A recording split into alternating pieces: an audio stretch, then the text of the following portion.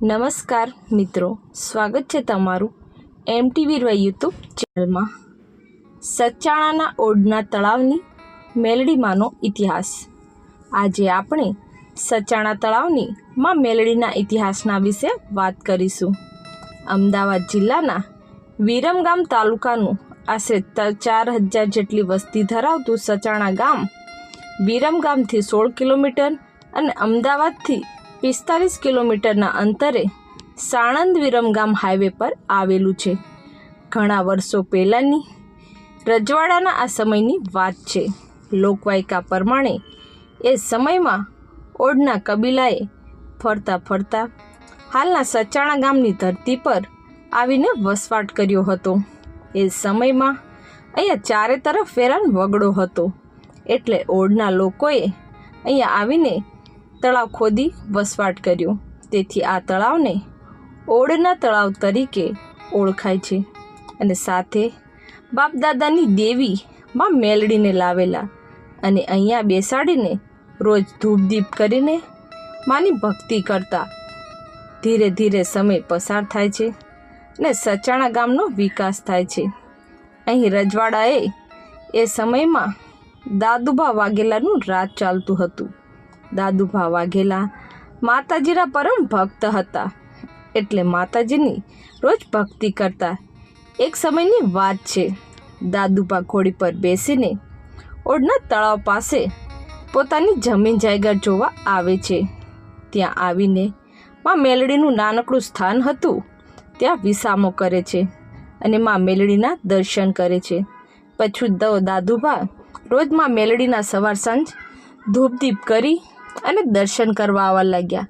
માં મેલડીને કંઈક પરચા પૂરવા હશે, એટલે માં મેલડીને એમ થાય છે કે મારા ભક્તને અણધાર્યું આપી દઉં, અને જો અણધાર્યું ના આપું તો મને આ ઓડની દેવીને કોઈ ઓળખે નહીં। પછી તો દાદુબાને મનમાં થાય છે કે આ આસોના નોરતા મારે રહેવા છે અને માં મેલડીની થાય એટલી સેવા પૂજા કરવી છે।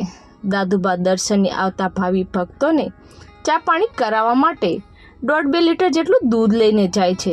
માં મેલડી આ રાજાની કસોટી કરવાનું વિચારે છે કે રાજાની મારી પર કેટલી શ્રદ્ધા છે।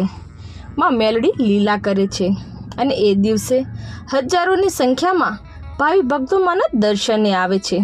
એટલે દાદુબાનું માને સમરીને કહે છે, હે માં મેલડી, આ તો તારો જ આશરો છે, એટલે મારી તારે જ લાજ રાખવી છે। હવે માં મેલડી પહેલો પરચો પૂરે છે અને 1.5-2 લીટર દૂધમાં જ હજારો ભક્તોની ચા પીવે છે, છતાં ચા ખૂટતી જ નથી।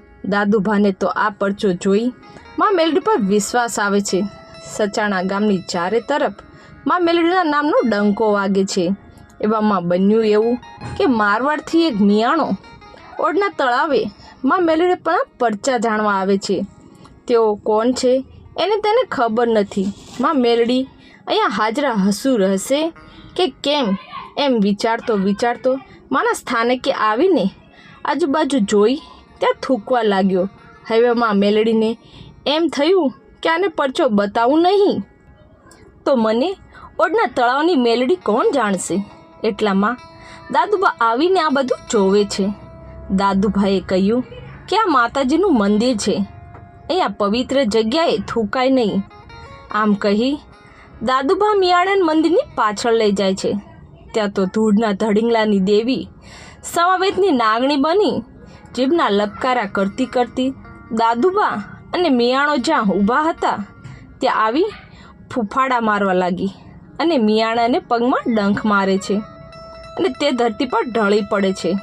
અને દાદુબા કહે છે, હે માં, માફ કરી દે, હે મારા ઓડની દેવી, છોરું કછોરું થાય પણ માવતર કમાવતર ના થાય માડી। એટલામાં માં મેલડી કહે છે કે દાદુભા, એ મિયાણાને મારા મંદિરે લાવો। જ્યારે દાદુભા મિયાણાને મંદિરમાં લઈ જાય છે અને મંદિર પાસે લઈ જતાં જ મિયાણો તરત જ ભાનમાં આવે છે અને ઝેર ઉતરી જાય છે।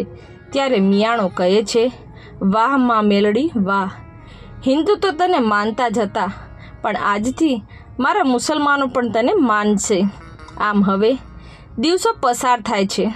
દાદુભાને 2 દીકરા હતા, એકનું નામ સત્તુભા અને બીજાનું નામ કાળુભા. એ તો બે માની ભક્તિ કરતા. સત્તુભા માં મેલડીને રોજ ધૂપ દીપ કરીને માની પૂજા કરતા. પછી તો સત્તુભાઈ ત્યાં 5 તોલાની સોનાની ફ્રેમમાં મેલડીમાંનો ફોટો બનાવરાવી મૂકે છે. પણ કાળા માથાનો માનવી ભૂલ કરે છે. એવામાં એક વ્યક્તિએ માં મેલડીનો ફોટો ચોરવાનો વિચાર કરે છે. અડધી રાત્રે તે વ્યક્તિ ફોટો ચોરી કરીને ચાલતો સીમાડે આવે છે.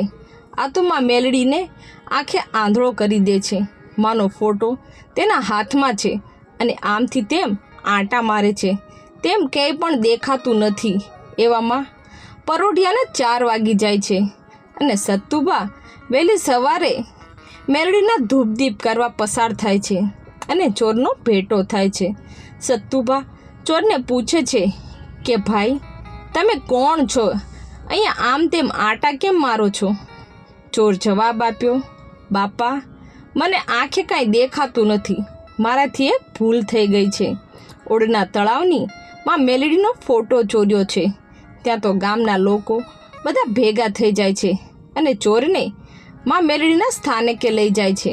અને સત્તુભા માને પ્રાર્થના કરે છે કે હે માં, એની ભૂલ થઈ ગઈ, એની ઉપર મહેર કરો. સત્તુમાની ભક્તિથી પ્રસન્ન થઈ માં મેલડી ચોરને દેખતો કરે છે અને તેને માફ કરી દે છે.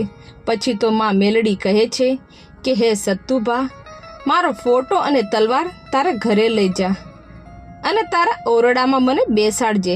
આમ સત્તુભા માને ઓરડામાં બેસાડે છે. સમય પસાર થતાં એકવાર તેમના ઘરમાં બા લીલાબાના સપનામાં માં મેલડી આવીને કહે છે કે હે દીકરી, હું ઓડના તળાવની મેલડીમાં બોલું છું. મારો ફોટો ઓડના તળાવે લઈ જજો. બસ એટલું જ કહેવા આવી છું. પછી તો સવાર પડતા લીલાબા સત્તુભાને વાત કરે છે અને વાજતે ગાજતે માં મેલડીને ઓડના તળાવે લઈ જાય છે અને ત્યાં મંદિરમાં પધરામણી કરે છે. તે જગ્યા આજે માં મેલડીનું મજબૂત અને વિશાળ મંદિર બનાવવામાં આવ્યું છે. તો મિત્રો, આ હતો સચાણાના ઓડના તળાવની માં મેલડીનો ઇતિહાસ. તો મિત્રો, આવા જ ઓડિયો વિડીયો જોવા તથા સાંભળવા અમારી ચેનલ MT વીરવાઈને સબસ્ક્રાઈબ કરો.